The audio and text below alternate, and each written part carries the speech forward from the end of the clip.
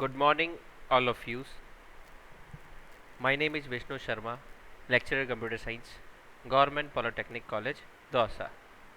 आज के ई लेक्चर में हम problems based on arithmetic expressions in C programming language पर डिस्कस करेंगे।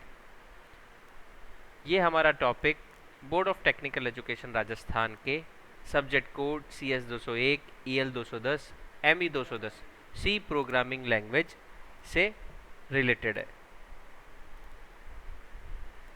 आज के ही लेक्चर में हम देखेंगे अर्थमेटिक एक्सप्रेशंस कौन कौन से होते हैं, कैसे काम में लिए जाते हैं, इनके बारे में हम ब्रीफ इंट्रोडक्शन देखेंगे और इसके बाद हम लाइव कुछ एग्जाम्पल्स की हेल्प से हम इन्हें समझने की कोशिश करेंगे। लाइव एग्जाम्पल्स की हेल्प से इन्हें समझने की कोशिश करेंगे। अर्थमेटिक ऑपरेटर्स, देखिए अर्थमेटिक एक्सप्रेशंस को सॉल्व करने के लिए हमें सबसे पहले अर्थमेटिक ऑपरेटर्स क्या होते हैं इन्हें समझना होगा। An arithmetic operator performs mathematical operations such as addition, subtraction, multiplications, division etc on numerical values like constants and variables। जो अर्थमेटिक ऑपरेटर्स होते हैं वो मैथमेटिकल ऑपरेशंस परफॉर्म करने के काम में आते हैं, like addition, subtraction, multiplication and division. आप अपनी स्क्रीन पर देख पा रहे होंगे ऑपरेटर और उन ऑपरेटर्स के मीनिंग। प्लस सिंबल एडिशन के लिए काम में आता है, डैश सिंबल सब्ट्रैक्शन और यूनरी सब्ट्रैक्शन के काम में आ रहा है। ये एस्ट्रिक साइन जो है वो मल्टीप्लिकेशन के लिए काम में आ रहा है। फॉरवर्ड स्लैश डिवीज़न और ये जो परसेंटेज साइन है जिसे हम मॉड्यूलस कहते हैं ये रिमाइंडर के लिए काम में आता है।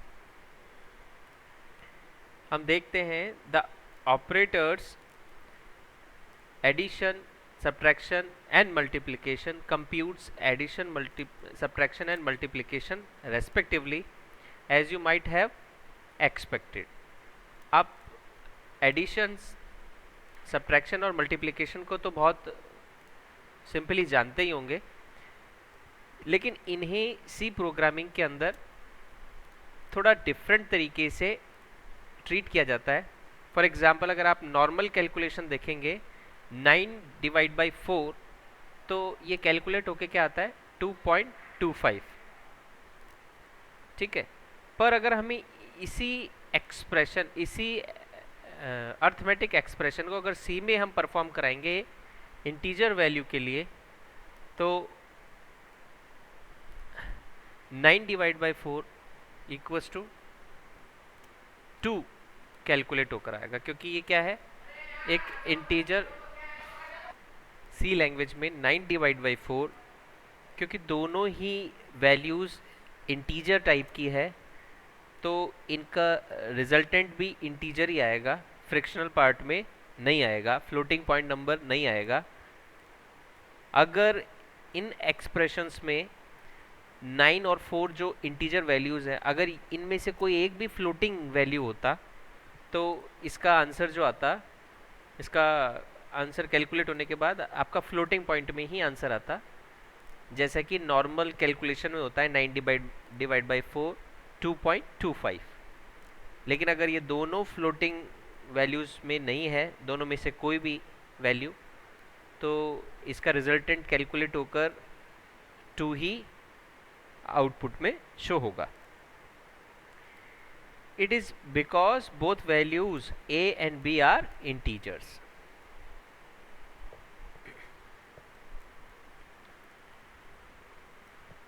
अब हम बात करेंगे मॉड्यूलस ऑपरेटर की। ये जो परसेंटेज का साइन है इसे मॉड्यूलस ऑपरेटर कहते हैं और ये कंप्यूट करने के काम में आता है रिमाइंडर को, ठीक है। When a is 9 is divided by 4, अगर हम 9 को 4 से डिवाइड करते हैं तो रिमाइंडर कितना आता है 1। एग्जैक्टली अगर हम 9 मॉड्यूलस 4 अगर हम कैलकुलेट करवाना चाह रहे हैं तो उसका रिजल्टेंट भी कितना आएगा 1। ठीक है, बेसिकली हमें ये रिमाइंडर कैलकुलेट करके देता है। Suppose a equals to 5.0 and b equals to 2.0 and c equals to 5 and d equals to 2, then in C programming, ठीक है, अगर a b c d को हम a डिवाइड बाई b की बात करें यानी 5.0 डिवाइड बाई 2.0 तो कैलकुलेट होके, क्योंकि दोनों ही फ्रिक्शनल वैल्यूज़ हैं तो कैलकुलेट होने के बाद फ्रिक्शनल वैल्यूज़ ही आएगी, यानी 2.5 इसका आउटपुट होगा। और अगर हम बात करें a डिवाइड बाई d, यानी a तो है 5.0 और d है 2 simple integer value, then resultant also 2.5। ये फ्रिक्शनल में क्यों आया? क्योंकि a डिवाइड बाई d में a जो है वो फ्लोटिंग नंबर है। अगर हम बात करें c डिवाइड बाई b की, तो c है 5 और b है 2.0, देन ऑल्सो रिजल्ट इज 2.5। ठीक है, क्योंकि इनमें क्या हो रहा है, दोनों ऑपरेंड में से कोई एक या दोनों ऑपरेंड्स फ्लोटिंग पॉइंट वैल्यू रख रहे हैं। पर अगर बोथ ऑपरेंड्स आर इंटीजर, अगर दोनों ऑपरेंड इंटीजर होंगे यानी c डिवाइड बाई d और c की वैल्यू 5 और d की वैल्यू 2 है, तब क्या होगा? तब आप देखेंगे दोनों इंटीजर वैल्यू रखने की वजह से इसका रिजल्ट कितना होगा 2। ठीक है, तब फ्रिक्शन वैल्यू नहीं आएगी। अब हम इन्हीं अर्थमेटिक ऑपरेटर्स की प्रैक्टिस प्रोग्राम के थ्रू करते हैं। देखिए, an operator between two floating point operands always a floating point result. ठीक है, अगर दो फ्लोटिंग पॉइंट ऑपरेंड्स हैं तब हमेशा हमारा जो रिजल्ट होगा वो फ्लोटिंग पॉइंट होगा। Let's take two variables a and b such as a equals to 11.2 and b equals to 4.5, दोनों अगर फ्लोटिंग पॉइंट है, the following table shows the result of arithmetic operations performed on a and b। यहाँ देखने वाली बात यह है कि a और b जो है दोनों क्या है, फ्लोटिंग टाइप वैल्यूज़ है। तब अगर हमारे एक्सप्रेशंस अगर हम बात करें a प्लस बी की, तब फ्लोटिंग वैल्यूज़ ही इनके रिजल्ट्स में आएंगी। और सब्ट्रैक्शन के अंदर a माइनस बी पर भी फ्लोटिंग वैल्यूज़ ही शो हो रही है। मल्टीप्लिकेशन के अंदर भी फ्लोटिंग वैल्यूज़ आ जाएंगी। डिवीज़न, अब ये डिवीज़न ऑपरेटर जो कि हमें इंटीजर टाइप वैल्यूज़ भी दे सकता था, पर ये क्या दे रहा है, फ्लोटिंग टाइप वैल्यूज़। उसके पीछे रीज़न क्या है? रीज़न यही है कि a और b दोनों किस तरह की वैल्यूज़ हैं, फ्लोटिंग टाइप।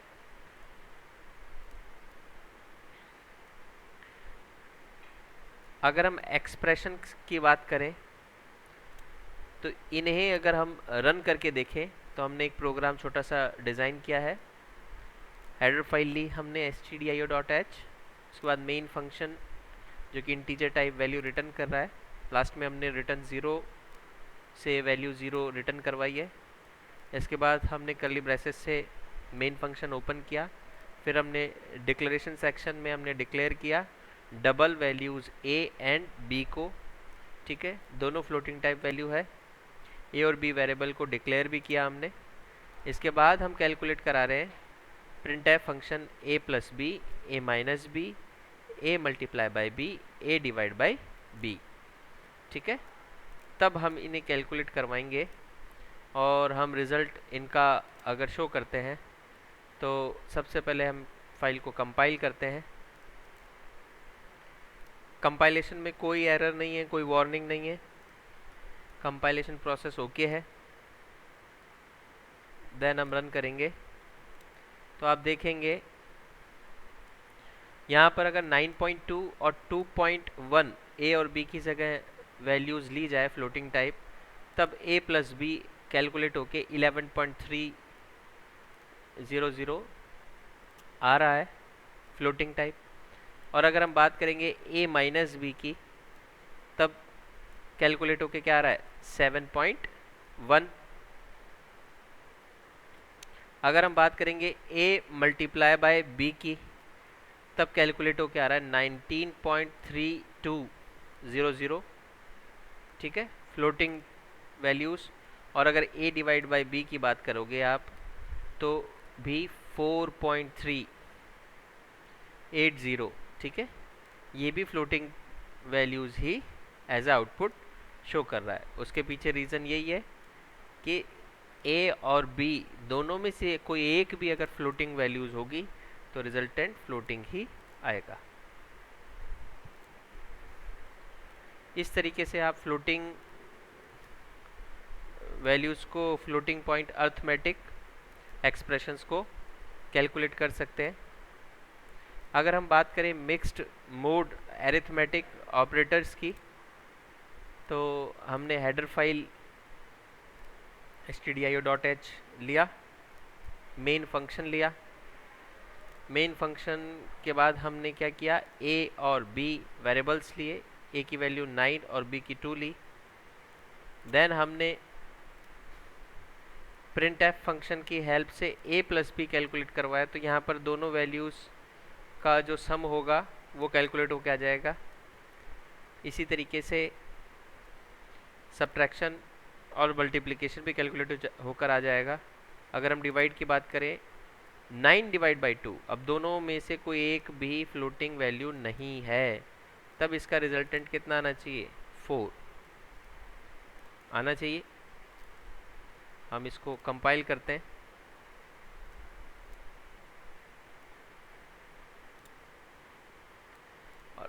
और रन करते हैं।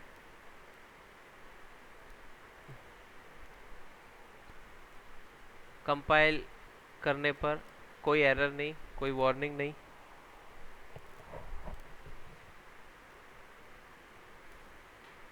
और जब रन किया जा रहा है तो आप देख सकते हैं a plus b 11, a minus b 7, a multiply by 18, a divide by b 4।